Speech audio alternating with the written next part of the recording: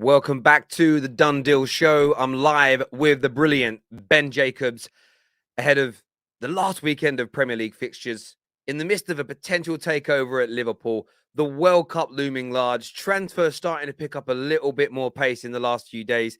But morning, Ben, how are you, my friend? Good morning. I'm good. Look at my setup as well. Normally we're talking from a hotel room or something relatively sparse, but today I think I've had this backdrop before. We've got books, and also if you're eagle-eyed behind me, you might even see a family photo as well. I know it looks very good set up, my friend. Lots of books there, lots to talk about today as well. A little disappointed with the jumper today. It's a little bit bland for you, to be honest with you. It's a little bland for you, but I normally wear the dark colors and don't show much personality in my clothing. But it's good to have you back on. I know it's been a few weeks, and lots to delve into. And I think one of the most exciting pieces of news to kind of emerge this week has been this potential Liverpool sale and takeover. But there's lots of rumors. There's talk of American investors. There was talk about Middle East investment. That's seeming. What's your take on it? What's good? It's up for sale. Who's going to buy it though, Ben? Who's buying Liverpool? Well, I think first we need to take a step back and say either who's buying Liverpool or who's investing in Liverpool. And they're two different points. And the FSG statement was never going to say that they want an outright sale, but it hinted at the fact that they're open to what they term new stakeholders.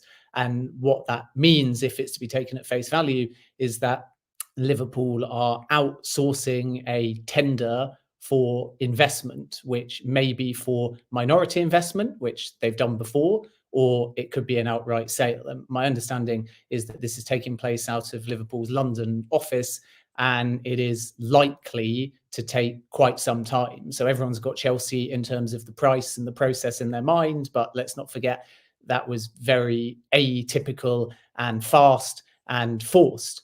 And if FSG are to outright sell Liverpool, it's going to take time. And by time, we're saying a fast takeover on a typical timescale is 9 months. It's like having a baby, and that is fast.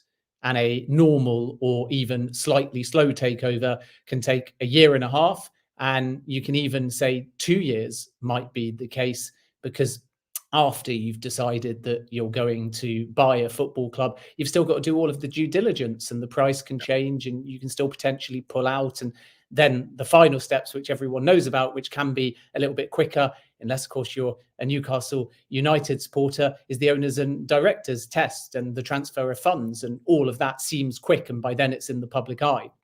But my feeling is that talking to those within the investment industry that touch upon sport, their take is that the FSG statement is kind of a call to arms, whereby they know now they've got this sales pitch out there for some form of investment.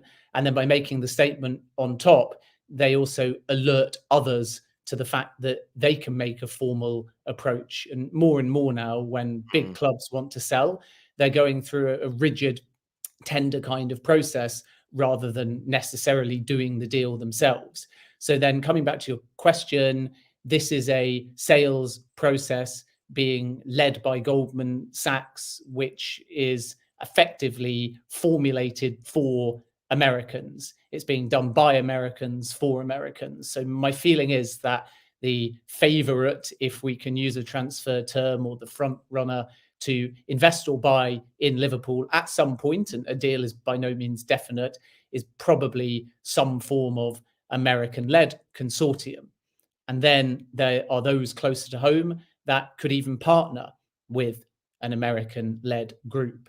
And the first name that springs to mind is the former Liverpool chairman who facilitated the FSG sale, Sir Martin Broughton, and he could well partner with the Blitzers, and in doing so have a kind of dollar denomination on any kind of purchase. So he's a name to look out for. He was obviously in the mix for Chelsea, and not just in the mix for Chelsea, but a very strong contender in that tender process. I think if it hadn't gone to Todd Boehly, it would have absolutely gone to the Sir Martin Broughton-led group.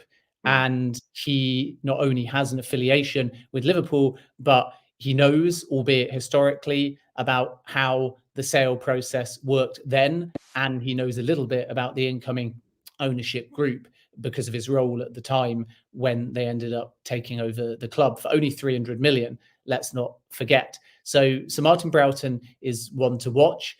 I don't think that any final decision has been made yet by Sir Martin Broughton. I think that he is still just in a thought process at this point from talking to people close to him. And in the Chelsea scenario, it was very similar in the sense that even in a very fast tender process, he had to take a lot of time to determine whether the club was of value and what the kind of market value was comparative to the asking price, but also what the potential value of benefit was too. So there's two values here when someone's assessing a football club, and you can't just do that overnight. One is obviously what the current incumbent owners want. Yeah. The other is your projection of value as to where you think it can go. And that's kind of why FSG might be open to an outright sale, because their projected value when they bought the football club was lower than they believe it is now. And given we're coming off the back of the COVID pandemic, given that the pound is very weak, so that's beneficial to anyone that's buying the football club with a US denomination, because they can effectively, based on conversion rates now anyway, get a little bit of a discount. So that might be a factor. But remember what I said before about the fact that takeovers take time, right? So looking at conversion rates now comparative to when you transfer the funds are still two completely different things. But in essence, the one closest to home that I think is worth watching is St. Martin Broughton. There will be American groups in the mix as well. And then with the Middle East and North Africa, I think there's two quick points to make. One is that the Liverpool fans will be consulted by FSG further down the line if a sale escalates. And I think the vast majority won't want any kind of state ownership. So a lot of sovereign wealth funds are being linked at the moment, and some of them like to fuel it, obviously, because it's quite good for PR. And naturally, Liverpool have had links before with Dubai in particular, and a group called DIC, a then investment group / sovereign wealth fund in 2007 that tried to buy the football club. But there's no real substance at the moment to these MENA links. There are a few groups asking, particularly because they want to just see the doc. And you can often request a doc in a sale if it's official, because again, you might use it as a yardstick for another investment that you are planning. So if you're like PIF at Newcastle United, you might sign an NDA and just see the doc, not because you've got any interest whatsoever in investing in Liverpool, but why wouldn't you? It's information that you can legally gather. You can't use it under NDA, but you say, okay, they're worth this, and that can be quite interesting. So there's a few in that category, but to run through a couple of names, the Bahrain Sovereign Wealth Fund, as I've reported, have denied it, and they've done so on record that they're not looking at Liverpool at this time, contrary to links. DIC, which was the group that tried for Liverpool in 2007, really don't exist anymore. So I was a little bit surprised to see so much global press quoting their worth and saying they're eyeing up Liverpool, because they got subsumed by Dubai Holding, who look after a variety of different companies, and they're not functional. And when you talk to people in Dubai, there's no record of them anymore. It's unclear whether they exist by legal name, but you won't find any active investments. There's new sovereign wealth funds and groups now that have taken on the burden of what they used to do. So we can't directly compare them from 2007 to now, because they effectively don't exist in an operational sense. And then there's other groups that are being mentioned, which are just complete non-starters. I think sometimes people just pick a group with a lot of wealth and say, maybe there was a link before, or maybe there's a rich sheikh, and they make a connection. So some people are asking me about the Emirates Investment Authority, but you only have to see who their chairman is. It's Sheikh Nahyan. It would be absolutely impossible. And once again, they are not looking at Liverpool either. I think that's where we stand. And people ask me about the Middle East a lot and say, well, how can you know for sure? And obviously, the nature of a takeover is private, right? But I do have one advantage, which is I lived in the Middle East for the best part of a decade. So I have dealt with a lot of these companies and groups before through their sports sponsorship and in other ventures as well. So the access to ask them is actually relatively easy, but it's just whether or not they want to fuel a bit of media. And one to look out for in this context is Bin Zayed Group, who tried for Newcastle allegedly, but it was all smokescreens, and they were involved in Derby, and of course they were unable to find the funds as well. So you're going to get a lot like that come forwards and say that they're interested in Liverpool because you get a PR spike, but that type of group doesn't have the funds or the infrastructure, and obviously they've linked themselves with clubs before and let fan bases down in the process.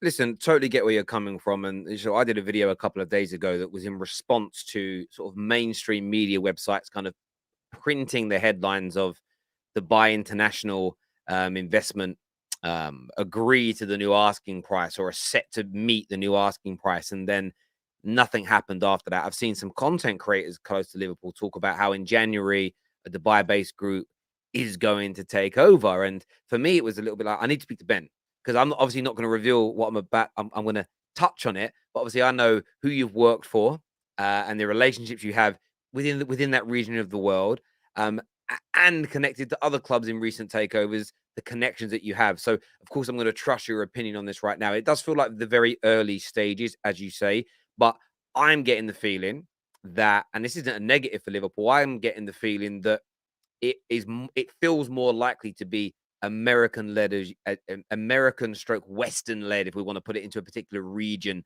that the takeover is going to come from. But of course, there's a lot of desire from other groups of Liverpool fans. I think a lot of the Liverpool fans that maybe outside of the city of Liverpool that are like, I'd much rather what Newcastle have got or what City have got than potentially what Man United have got or what we had all over again. But yeah, it's going to certainly be an interesting next few weeks, no doubt. Or next few months, really, in this process.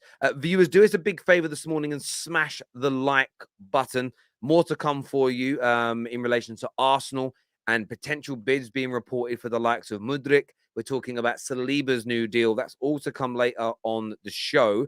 But I want to touch on you on a club that has recently been taken over, the Todd B takeover of Chelsea.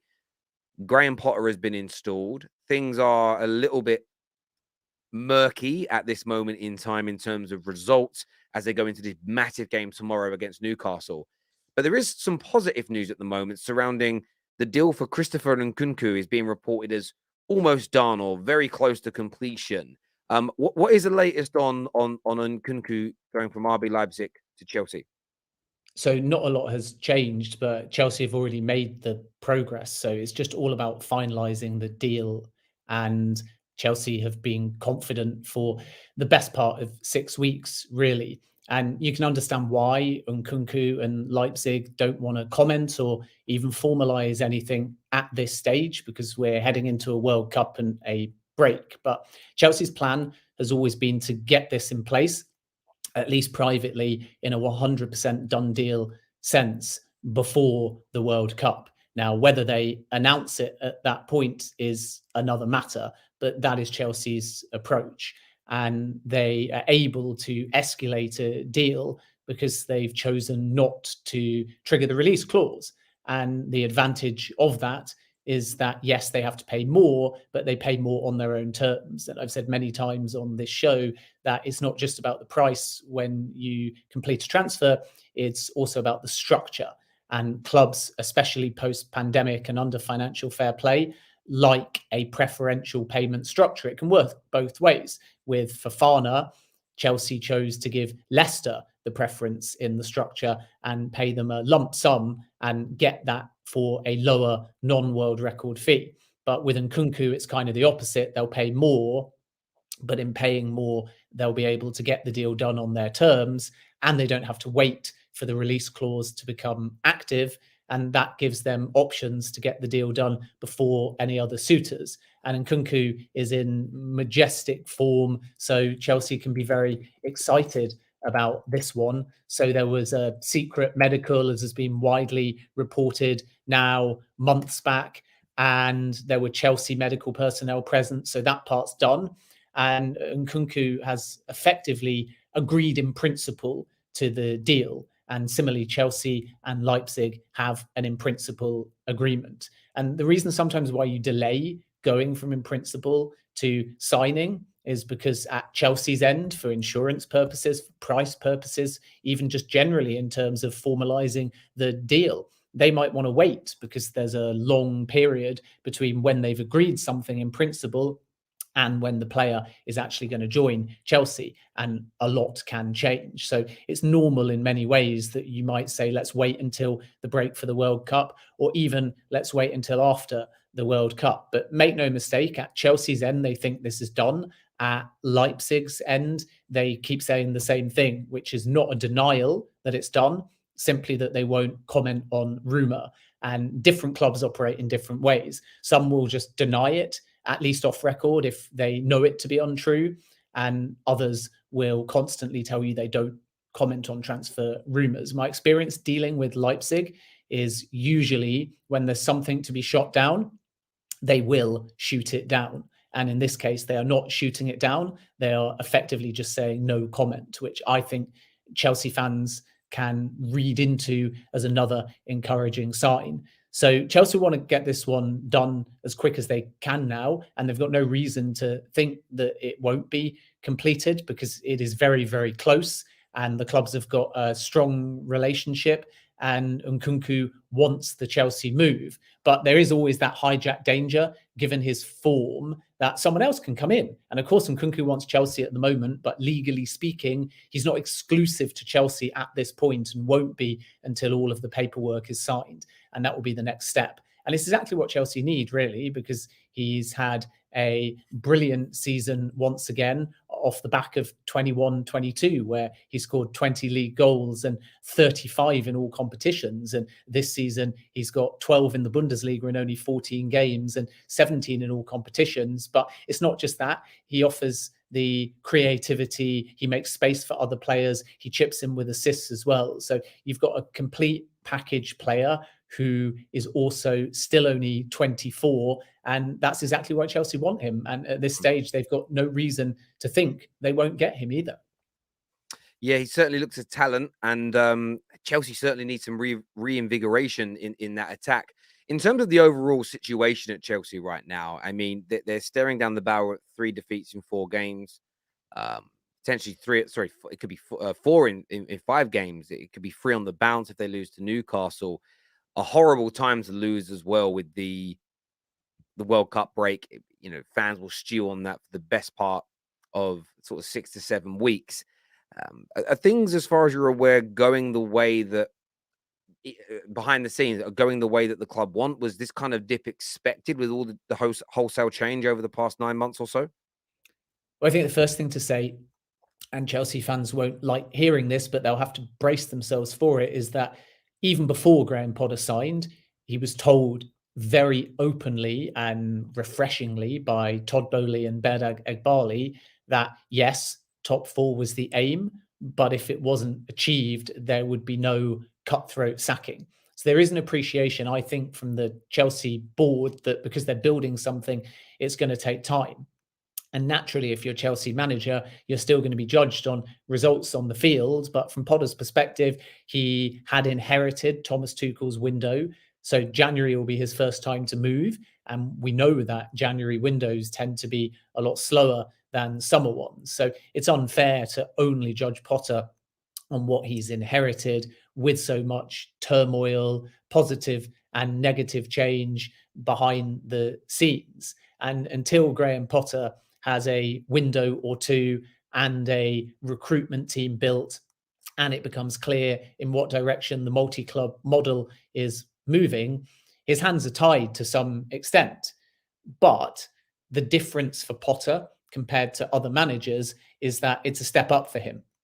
And I think that's why he's coming under scrutiny from some sections of the fan base, because if you employ somebody that's been there, done that in the Champions League, like Thomas Tuchel had, then when you have a wobble, people perhaps start to say, you have a proven track record. We see what you're trying to do. We've noticed your success before. We know it took time at this club or that club. Whereas Graham Potter has risen upwards. So now there's a question as to how high he can rise. And there's nothing from sources I speak to suggest that there's anybody internally at Chelsea that is unhappy with Potter. I think you've just got a number of players, and it started during the summer, that were unclear on their futures. You've got a new dressing room in many ways, not just because of who's come in, but who's gone out as well. You've got certain players who thought they were going out and are now staying at Chelsea, with Cesar Azpilicueta being one of them. Of course, he's motivated and wants to stay, but it all just affects the preparation. And let's not forget, the sanctions affected the preparation as far as recruitment is concerned. And then the board changes are another factor. So there's lots of different aspects of Chelsea that require patience. And I know that fans hate hearing that word patience, but it's the reality of the situation. And I don't see Chelsea being cutthroat.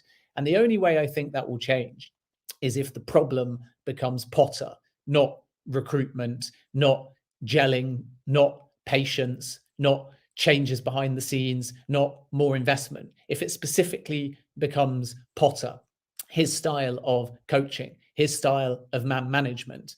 But actually, I think fans can see what Potter's trying to do. They can debate certain things like Sterling's new position as a wing back. They can ask for more investment or names. But I think everyone can still see what Potter's trying to do, which means if the right names get slotted in and he continues, as I'm told he has been doing, to manage well on an individual level, then I don't see his role being under threat. But what I would say about this run is if we look at the whole run, the start is not as encouraging as was made out, in my opinion. And the end at the moment, heading into the World Cup break, is worrying. So if we kind of go all the way back to Graham Potter's first games in charge, he made his Champions League debut with only a draw against Salzburg. Then there was a very impressive run, but let's not forget, it was a laboured last-minute win away at Crystal Palace.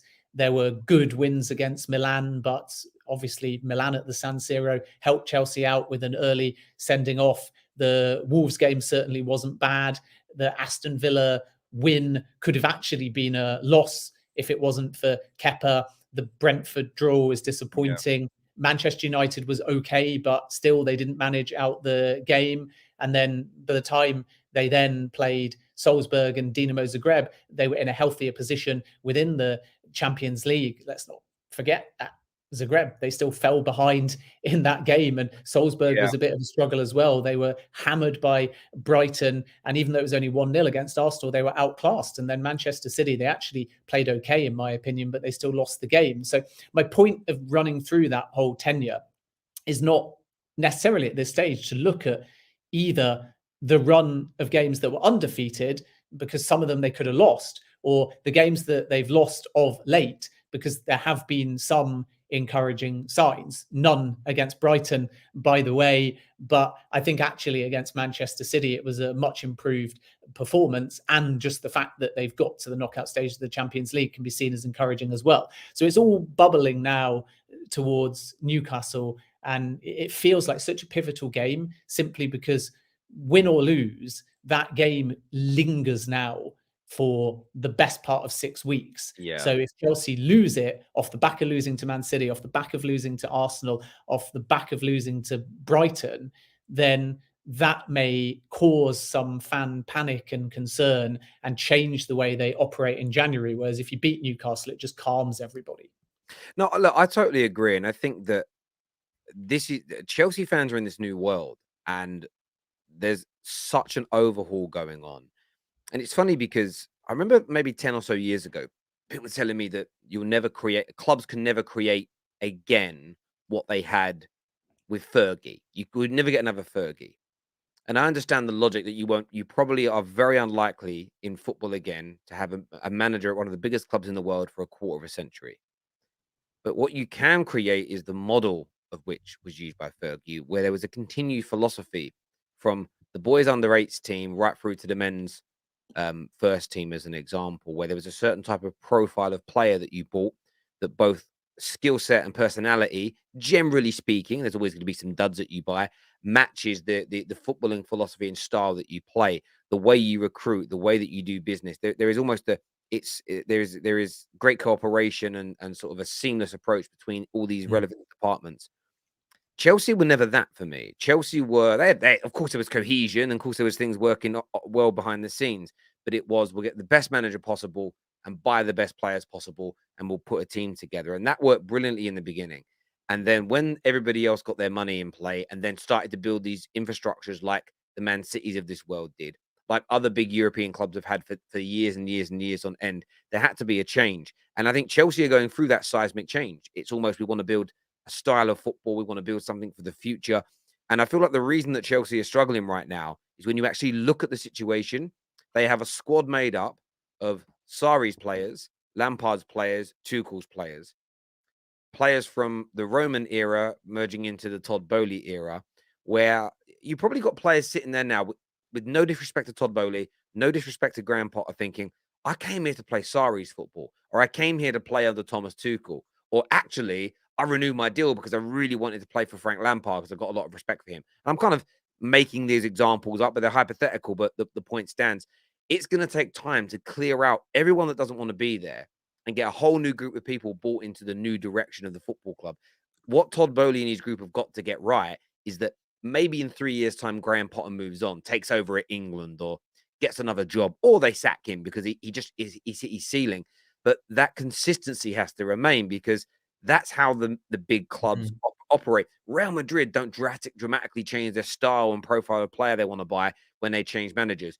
Barca, they had that horrible period where there was people upstairs doing terrible things wrong, but there was a consistency. Ajax, Borussia Dortmund, Bayern Munich, they don't change. You even look at like Brighton, a much smaller example. The way they operate, there is a philosophy to it. The way that Leicester want to play football, there is a way that they want to operate, and mistakes happen. When you brought in, who was the manager before Brendan Rodgers? Was it Pratt? I can't remember the guy's name. Your manager before Brendan Rodgers. Was it Claude Puel? Or was he at Southampton? Sorry, Terry, you just dropped out a little bit. Oh, sorry, you didn't hear me. Sorry. Yeah, I was just making examples that every now and then clubs make mistakes by appointing the wrong managers or anything along those lines. Claude Puel might have been Southampton, and he was like no, he was the Leicester manager before Rodgers. Yes, yeah, but he was kind of like he didn't really fit with Leicester's style and philosophy, and the fans instantly took a dislike to it because it wasn't how they wanted to play football. And I think for me that all those things are key. So yeah, there are definitely some turbulent times right now at Chelsea, but the fans have got to try and remain patient. But we will see what happens. Viewers, do us a big favor and smash the like and the share button. Any questions you've got for Ben, please feel free to send them in. Of course, we'll try and prioritize our member chats and super chats. You brilliant people. Arsenal are in a much better position, though. And I say that because Chelsea are going through it, but Arsenal are in a wonderful space right now. And there is talk about a potential move for a very talented forward stroke winger in Mudryk. This story came up at the back end of the summer transfer window. There are reports in the last few days from some journalists that a bid has been made. There are others saying that the Arsenal are working on it, but there's no official bid. What's the latest, as far as you're aware, relating to this young man and a potential move to Arsenal Football Club? My understanding is the latter of the two options, that there's been no formal bid tabled. If there has, it's being denied by both Arsenal sources and those at Shakhtar as well. But it's clear that Arsenal are escalating their interest in Mudryk. They inquired via the player side over the summer, and they see his potential, and they had scouted that long before his excellent run in the Champions League. And the downside of him doing well in the Champions League is obviously that the price increases. The upside is that he shows that he can perform at the top level. And I've always been told the same thing about Mudryk from Arsenal's perspective, that Mikel Arteta believes he can be even more versatile. So at the moment, we see him as a left-sided winger who loves to cut inside. He makes clever diagonal runs. His timing is good, and he's proven that he can finish as well. He's a decent assister. He's an okay passer in terms of judging him by the very, very elite. He's got pace, he's got balance, he's got strength, he's got everything really that you would like. And that's why Shakhtar are calling him one of the best players in his current position. But is he worth what I've always been told, and others will quote different fees, 60 million plus euros, when only a few months ago he was 45 to 50 million euros, and the bids from top clubs, or the inquiries anyway, and the two that I suppose were the most advanced were Brentford and Everton were the ones that made a bid, and their valuation was 30 million euros. So effectively, the only bid for Mudryk last summer came from Everton at 30 million euros, and now that price has, at a bare minimum, doubled. And it might even be more, depending on the add-ons and the structure that are presented. So it's about market value versus potential. And at the moment, somebody that wants Mudryk is going to have to pay above market value in all likelihood. Otherwise, Shakhtar are going to do their best to keep Mudryk until the end of the season. What might help suitors is the fact that they haven't qualified for the Champions League knockout stages. Had they done so, he could have been more inclined to see out an entire season. Whereas now, I think that he'll be available in January. And Shakhtar's position, in fairness, hasn't really changed in that respect. Everybody at that club has said, both on and off record, that they'll reassess the situation in what they call winter, in other words, in the January transfer window. So it's very possible that somebody comes in for Mudryk, but Shakhtar are extremely tough negotiators. Make no mistake, the unfortunate circumstances due to war that have impacted also on their finances don't mean a cut price sale. They will hold out for the maximum that they believe they can get from Mudryk, and the better he plays, the higher the value goes. So Arsenal are in there for sure. But again, to reiterate, my understanding is that they have not tabled at this stage any kind of official bid. And there's lots of other clubs that are looking at Mudryk. I'm told that Everton and Brentford will not return, but that Newcastle are taking a very serious look through Dan Ashworth. I'm also told that Ajax are in the mix as well, and that Leverkusen, who previously thought that they had a deal with Mudryk and kind of got messed around, are again no longer interested in the player.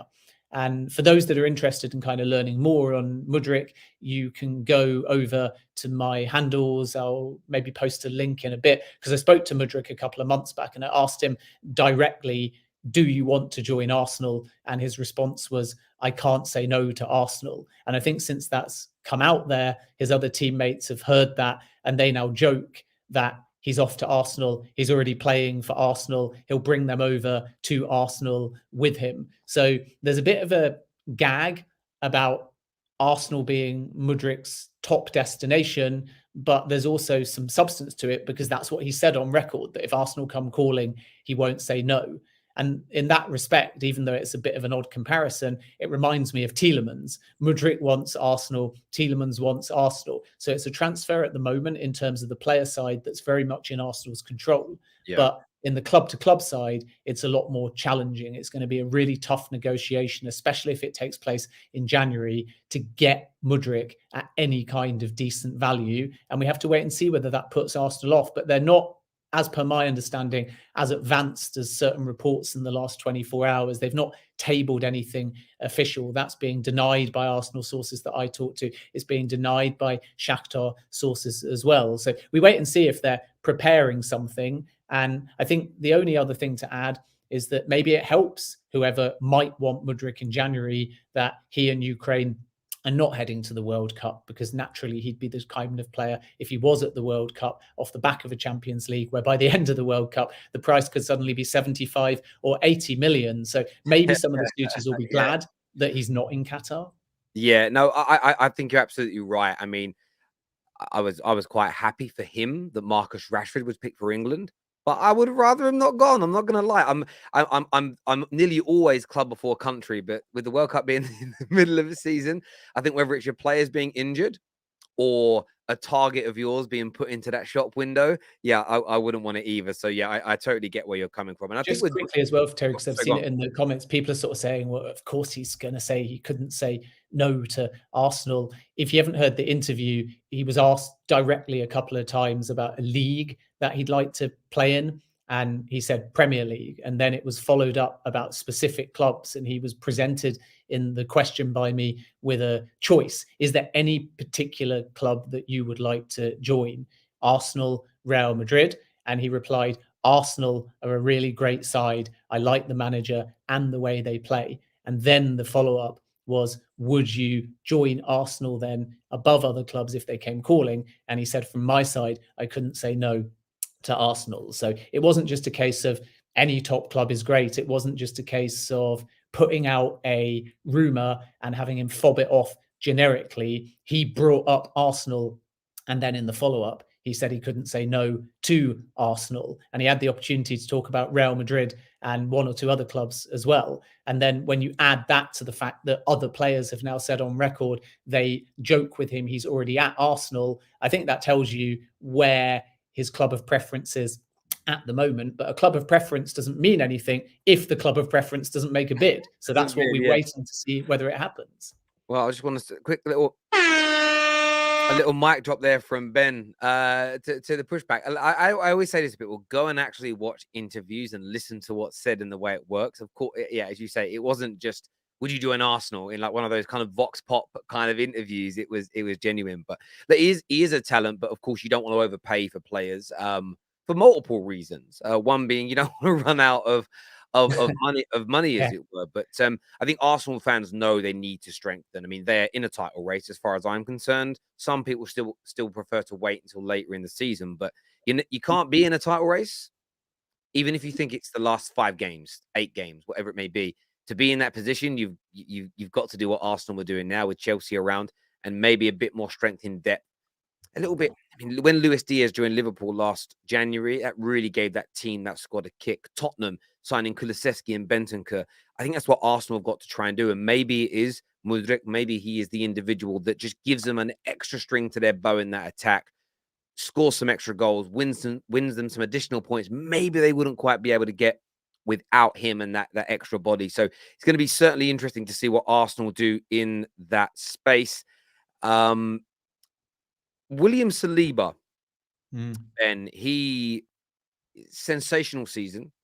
I think Arteta has been proven 110% right for handling him the way that he did, the loan, giving him time to remain sort of back at home when he needed to be there, surrounded by friends and family. He's matured.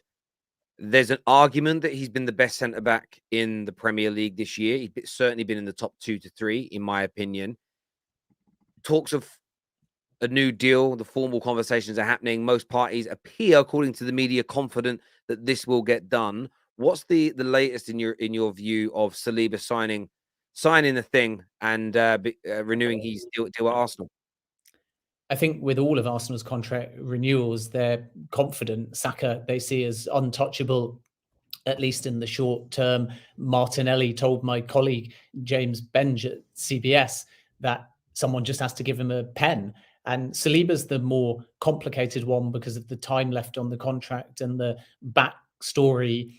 And Mikel Arteta has been really key in kind of turning things around. Obviously, since he's been back at Arsenal and the season started, he's been a stalwart in defence and superb. So Arsenal don't plan on letting him go anywhere. But if we go a bit further back to when he first came back from his loan spell at Marseille, the situation was less clear. And I think even Arsenal fans didn't know at the point he returned from Marseille what the future would be like for William Saliba, but also just how integral he would be. And that's what Saliba wanted, because he'd had a brilliant loan spell at Marseille and he'd returned to Arsenal. And the first question from Saliba, rightly, was, where do I fit? And Arteta was very strong in terms of his man management, because he made sure that he held an early meeting with Saliba and he said, listen, we've watched you at Marseille. We want to bed you into this side because we think that you can be put straight in and be elite. And Saliba has ultimately rewarded his manager. But the nagging doubt is just the fact that Saliba really enjoyed his time at Marseille. Marseille really wanted to sign Saliba, and the feeling at the Marseille end from certain board members and coaching staff was that they could have tried harder. But obviously, Arsenal's perspective is that whatever Marseille threw at the situation wouldn't have been enough, because Arsenal are not stupid here. They know Saliba's potential and they know his value.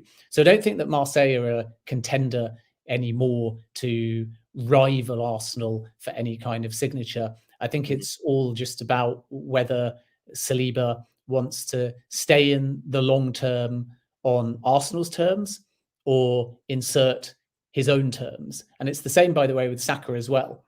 And by that, I mean that footballers now have their cake and eat it in contract renewals, and clubs can do the same as well. So a club can renew even though they know a player is going to leave, and they can do so to change a release clause, or they can do so to offer a player improved terms over a short period of time, but know that they'll go a little bit further down the line. And then why would a player sign that deal if they know that they're going to go? Well, obviously, they get improved terms over a short period of time, and then they can use that as leverage to make the club that they know they're going to move to relatively imminently match those terms. So it's kind of win-win.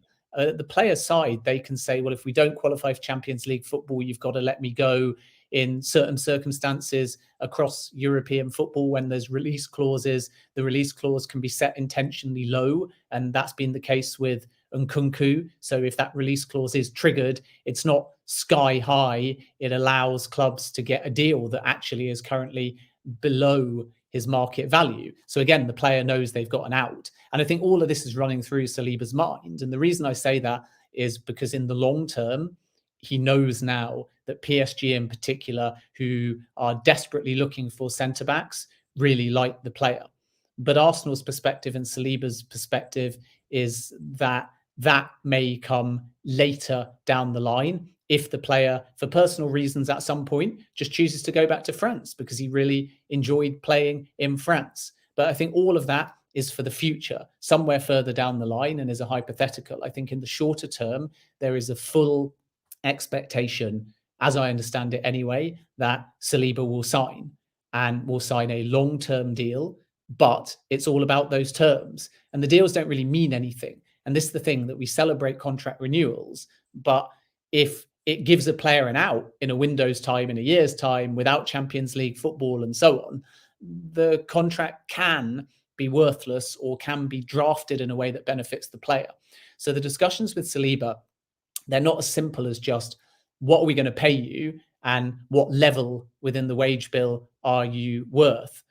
They're actually more about how long can we get you to sign for to protect a potential sell-on value? And then conversely, at the player's end, what does Saliba want in the long term? Not because he wants to necessarily leave Arsenal, but just because he wants to protect his own interest. And this is very normal.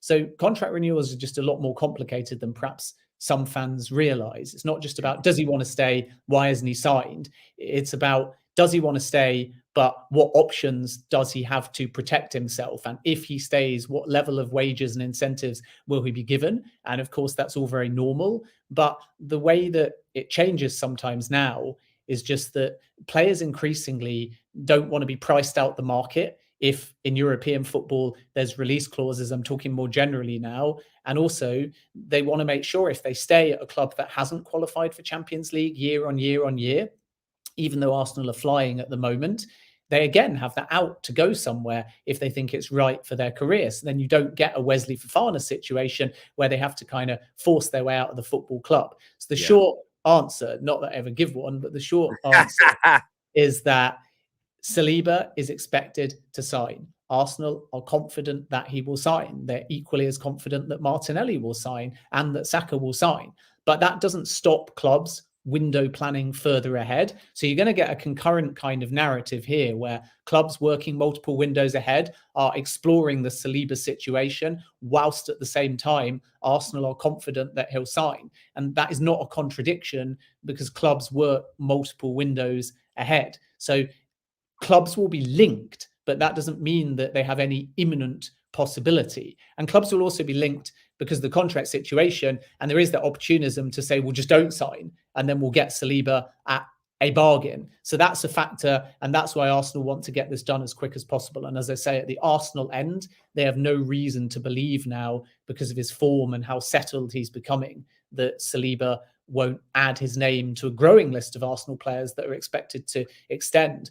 Gabriel, the defender, already has done. Martinelli is highly likely to. That one, I understand, is just about ironing out the pay and putting him on a parity with players potentially like Partey and Jesus, or maybe slightly under, but I think somewhere around 185,000 to 210,000, you will read Jesus is more on 240 or so, and Partey maybe 220. So it's quite a large ballpark, but the point is he wants a pay rise, and Arsenal are going to have to match that. But there's a full willingness for the player to sign. And then with Saka in the short term, again, Arsenal just see him as untouchable. So totally get that. And it's good to have a comprehensive roundup, because I think, again, a lot of news we consume as football fans is from a tweet, and it's clubs are confident the deal being done. But what does the deal look like? Why does it happen? What are the pitfalls? Who else is interested? What does that mean for the future? What does the salary look like?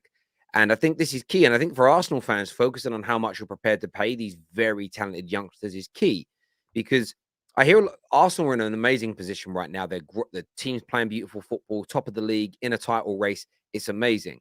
I've heard a lot of people say the Cronkies have turned it round.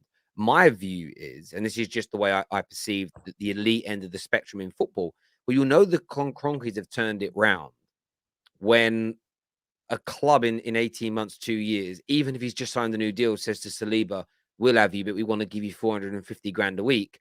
And Arsenal say, absolutely not. You're staying here, my friend. We're going to buy additional players that are going to make us even better. And bang, there we go. We're going to match or get close to those kind of wages. Liverpool had to do that. Liverpool increased their wage bill dramatically when they started to win under Jurgen Klopp. A lot of people don't look at the increase in wages as a significant amount of money being spent. They only ever really look at transfer fees. But when you're improving 10 players in your squad's wages by an average of 150 grand a year, plus a week, plus hundreds of thousands of pounds a week in bonuses that come if you win things, that's a huge amount of money that clubs are investing. So it's going to be an interesting time for Arsenal, because as you become better and more successful, certain other clubs, especially around Europe, will start to look at your squad. Who can we take? Who can we get away? And I think when you look at Man City as an example, if you look at Liverpool when they've been at their best in recent years, Man United at the height of their game, very rarely would their best players leave. And that's something that I think Arsenal have to stop from happening, because you're never going to continually win if you continually lose your best players. If Saliba ends up being the best centre-back in the world, he needs to be an Arsenal player for a decade or so. That's what Arsenal needs to get done. So, yeah, it's going to be very, very interesting to see what happens in relation to that. There was a question for you, Ben, in relation to Arsenal from Winter here, one of our members. He says, hey, Ben, do you think Arsenal will win the league this year? I've said many times they're genuine title contenders. I still think it's going to be tough to stop Manchester City. I see Arsenal finishing in second place, but I believe we're going to see the kind of race as per when Liverpool and Manchester City have gone head to head, where both Arsenal and Manchester City will get into the 90s points wise. And I don't think there will be much more than 2 or 3 points between Manchester City and Arsenal. So my prediction, I've got to stick to it before a ball was kicked, is Manchester City. And the reason for that is just because I think that City on an off day can still come back into games they're trailing. They proved that against Newcastle, and they're always going to have the goals to get the job done, and a little bit more depth still than Arsenal, whereas Arsenal are in majestic form, but they're going to have to send off a lot of their players to the World Cup and then come back and pick up that momentum. And I just think that City might be better equipped to not slip up in the games that you're expected to win. It's still going to come down, I think, to their meeting next year. That's my opinion on it. I think it will be that tight. I think it will only come down effectively to the games between Arsenal and the so-called Big Six rivals, and the same for Manchester City as well. But even though Manchester City lost away at Liverpool, so they don't necessarily have a perfect record this season against some of the bigger teams, and if you include Newcastle in that, they obviously did still drop 2 points if we're talking about an expectation that they should be winning every game when they went to St James's Park. But I just remember seeing Arsenal at Manchester United in the defeat, and then I then see them go away at Chelsea, who, okay, are not on great form, but that's still a very difficult game. And the difference for me is that Arsenal look dominated and overawed at times and less hungry than Manchester United. And yeah, it's a one-off game, so you can't always read too much into it. But against Chelsea, even though it was only 1-0, what I saw was a really well-oiled, well-balanced, well-disciplined, resolute team that were a class above Chelsea despite a 1-0 scoreline. And when you can win a game 1-0, but you can kind of cruise to winning a game 1-0, that for me is a clear and underrated sign of a genuine title contender. So I think that they'll run it to the wire. It would be refreshing if Arsenal could win the Premier League and kind of break the Manchester City and now seemingly Liverpool dominance over seasons gone by. They're a joy to watch at the moment. So I'm really, really impressed by everything that Mikel Arteta's done. I think that Ben White is in phenomenal form as well. I think that Granit Xhaka has had a wonderful season. And if Gabby Jesus can start scoring again as he did at the beginning of the season, then Arsenal are going to take some beating. But unfortunately, Arsenal fans, I still think that Manchester City will win the Premier League. There we go. There's another comment here that's from Joshua that says, any news on a DM or a left-sided centre-back or right-back for Arsenal? Not a great deal at the moment in terms of those positions, but areas obviously that Arsenal will look to strengthen in. I think the names being linked with Arsenal at the moment are in one or two other positions, a left-sided creative player or a versatile creative player in Mudryk, maybe more of a rounded central midfielder rather than an out-and-out DM. If Arsenal were looking for a DM, I can tell you there's no truth in the N'Golo Kante links, for example. And it looks, by the way, like with Kante, if he is to leave Chelsea and they're no closer to renewing a deal, that would be on a free rather than with any kind of transfer fee in January. And the challenge, obviously, for anybody wanting Kante in the short term is that he's not fit anyway at the moment. So Arsenal, I think, are only going to add if it really bolsters their charge for the Premier League. I don't think that they need to buy just for the sake of it, but I do think that they still will be relatively busy in January, and we still might see them come back for Yuri Tielemans, whether in January or on a free transfer in the summer. We know that Douglas Luiz remains as well on Arsenal's radar, and they tried very hard to get him towards the end of the last window. So that's one to watch as well.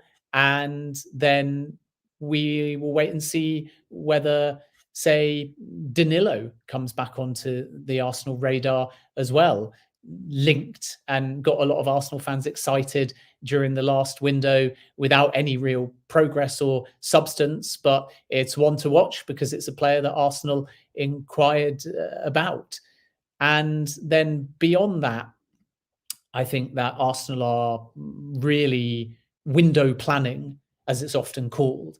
And this is the advantage that they've got. And it's important to understand that when you're hurtling towards Champions League football, you get the opportunity in window planning for the summer to elevate your list of targets when dealing with elite level players that perhaps only want Champions League football.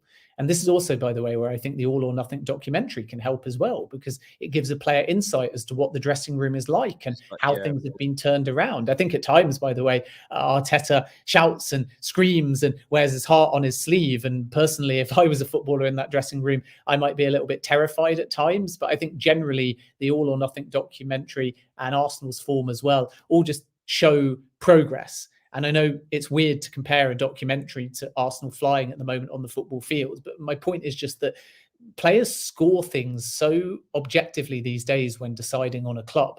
They grab a load of data, they make a load of lists, they create categories, they put numbers by them. Haaland did it when he joined Manchester City. I'm told that Bellingham will do it as well, because you've got a lot of offers. So how do you decide where the marginal gains are? You might often just make a list of how good's the stadium, the manager, the training facilities, who do I know in the dressing room, what's the city like? And then obviously all the other things like where am I going to play and how often and what am I going to get paid? But they make big, long lists and then they decide. So all of these little things of how can I tell what the manager's really like? Well, I can watch a documentary and find out and make up my own mind.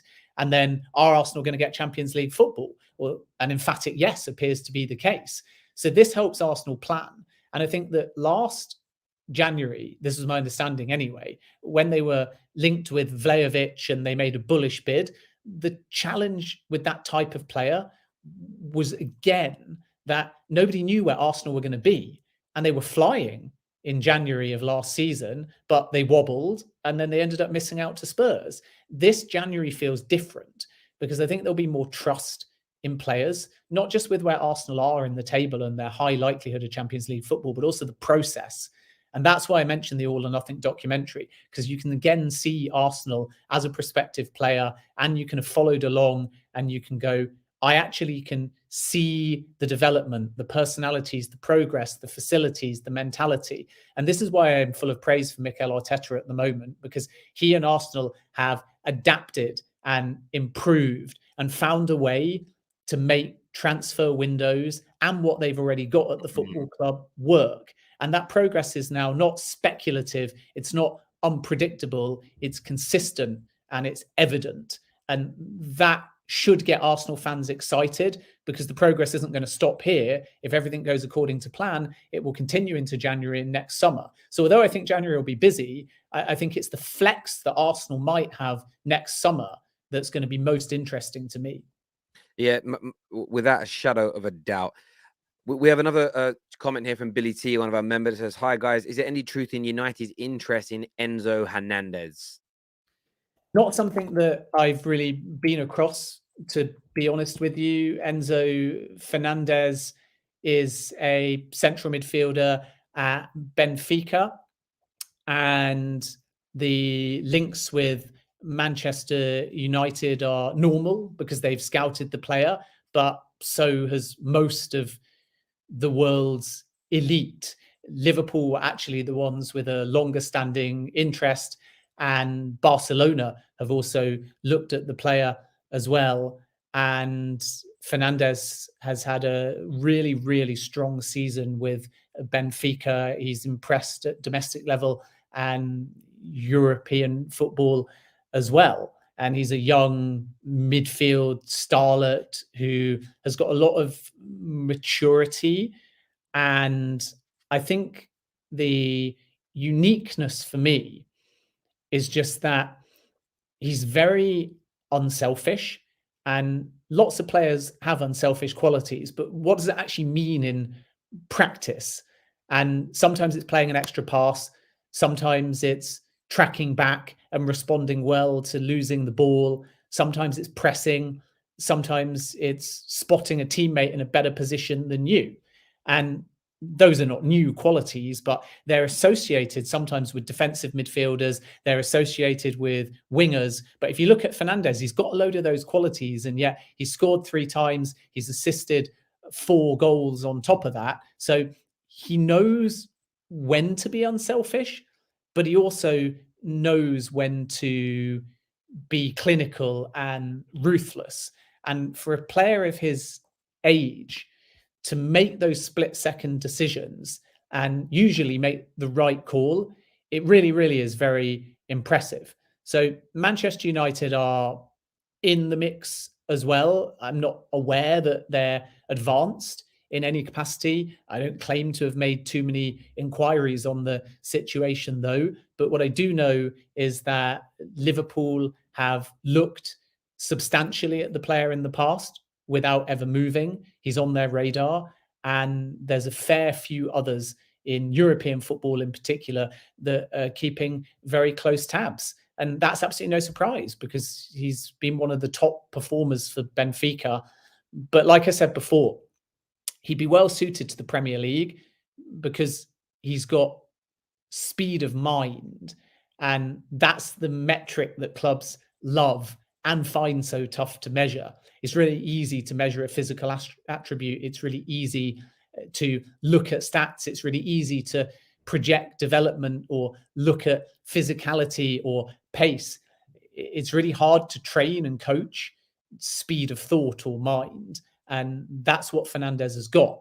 And then when you add his technical ability, it's a lethal combination, which, given his age and the room for improvement, is obviously tempting a variety of suitors to see whether a move at some point may be possible. And that makes a lot of sense. Olu here says, funny how all or nothing was perceived prior to making Arsenal and Arteta, You Never Walk Alone music look like a joke, but it actually did the opposite. Well, I think what that did the opposite is that you're now challenging for a Premier League title, and it's sport. If you go back and research things in sport, there've been techniques or things that football managers might do.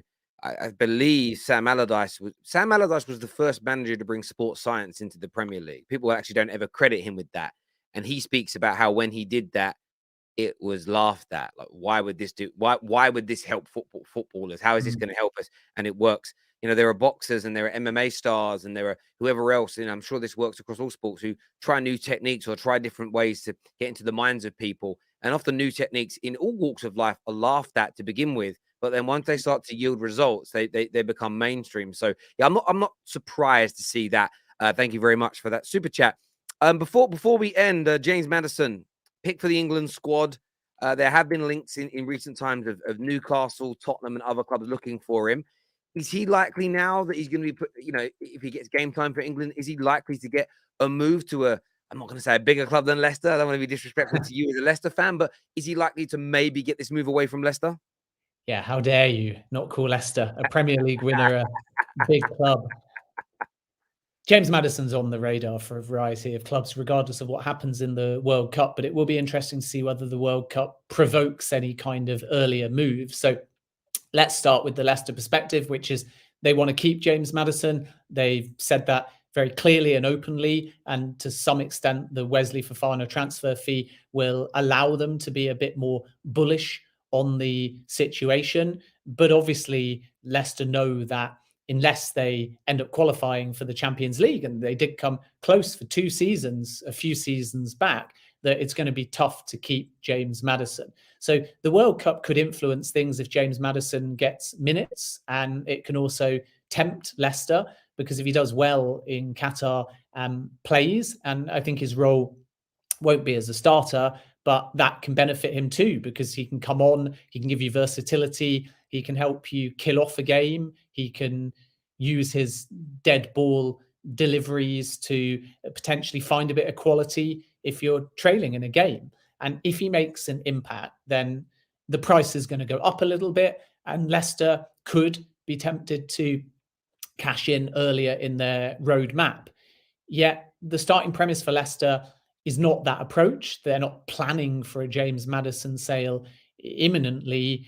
Quite the opposite. They would like to do, as we discussed before, a renewal deal for James Maddison, keeping him at the football club, but it would have some kind of either gentleman's agreement or clause that allowed Maddison an out under certain circumstances. So that's a classic example, again, as per Nkunku, of Maddison signs. Why does he sign? Leicester protect the sell on value and gets a bump in his package. He uses that bump in his package to get wherever he ends up going in the longer term to match those financials or better them. So then the player gets a short-term spike, but knows that he still has a fair chance of leaving if the right offer comes in. And Leicester keep hold of the player for a little bit longer. And when the player goes, they don't risk losing him for peanuts. And this is what Leicester want to do with Maddison. It's also, by the way, what they'd love to do with Youri Tielemans as well. But Tielemans just at the moment doesn't want to sign a new deal. And he's another one to watch at the World Cup as to whether his situation is influenced and any offers finally come in January. It's almost tougher for Tielemans because he could end up just leaving on a free. So interested clubs may just choose to wait. Whereas with James Maddison, someone might escalate the situation. So Maddison always wanted to bide his time. This is my understanding. Number one, he's not like Fofana, and you see this from his demeanor. He's not going around saying, I want to leave, my head's not right. I thought it was really telling that Newcastle bid for James Maddison only around 45 million. And Brendan Rodgers joked that you wouldn't even get his left foot for that. And at the same time, we had the Tielemans transfer saga with Arsenal hotly pursuing him, never making a bid though. And we had Fofana and Chelsea. And what did Brendan Rodgers do? He rested Tielemans and Fofana, saying that their heads were not right to play, but Maddison just kept on playing. And he's been a fantastic professional. And even when Leicester were rock bottom of the Premier League, he was outstanding. He was putting on master classes. He's been full of goals and assists, and he's a great personality. And I don't understand why people making out like if he's a passenger with the England side, somehow ego will get in the way and he'll be disruptive. It's absolutely ridiculous. He's matured, he's eloquent, he's charismatic, he's liked by his teammates, he's a model professional, and he will be a brilliant signing if someone comes in. But that's exactly why Leicester want to keep him. So Newcastle, for me, are the most interesting suitor here, because we know that Eddie Howe really likes James Maddison. And Newcastle's transfer philosophy has always been they're not going to pay above the odds just because they've got PIF as their ownership group. They're not just going to throw silly money or agents' fees at players. But is Maddison going to be the exception? Because my feeling, even though Newcastle are flying, is if they're going to get Maddison, they need to move fast and potentially in January. Because if they allow it to wait until the summer, when we know the league table and Maddison can assess exactly what he's going to get from a club, at that point, if his season continues, I would expect a variety of other suitors. I know Spurs, for example, are keeping tabs on the situation, but there's other clubs as well. This is very normal looking at James Maddison.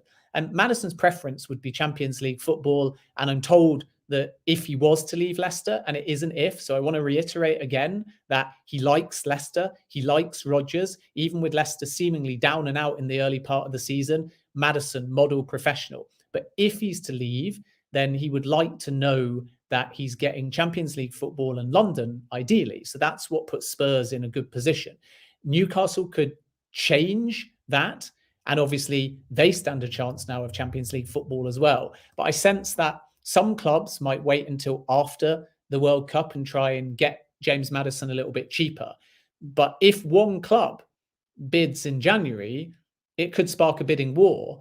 And then Leicester will have a big, big decision to make as to whether they're going to hold out or whether, as with Fofana, they're going to cave.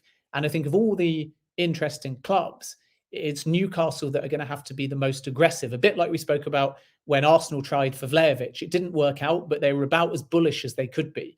I feel like if Newcastle genuinely still want Maddison, they're going to have to be the bullish suitor, because if they're not, then someone else come the end of the season might come in, regardless of what he does in the World Cup, and say, here's what we can offer you, not here's what we might be able to offer you, not here's what our project is. And that's the challenge with Chelsea and Newcastle at the moment, not specific to Maddison, by the way, because Chelsea are not seriously looking at Maddison. Like, I hear rumblings about Chelsea and Maddison, but there's many, many names on their radar. But I think with a club like Tottenham, they may wait, because obviously if they do it now, then they're in the same boat as well. They're saying, we don't know if we've got Champions League football either. But this is why I think Madders might back himself, and he might say, you know what? Why should I rush into a January move for Newcastle, for Spurs, for whoever? Because none of these sides are guaranteed. None of these sides are 100%. If he waits until the summer, then Leicester are happy because he sees out the season. And then Maddison can say, well, now I'm just going to listen to suitors based on exactly what I'm going to get next season, rather than what I might get next season. And I think that's what makes a January move at the moment less likely. But make no mistake, a good World Cup and everything could change. It certainly could. And, statistically speaking, brilliant.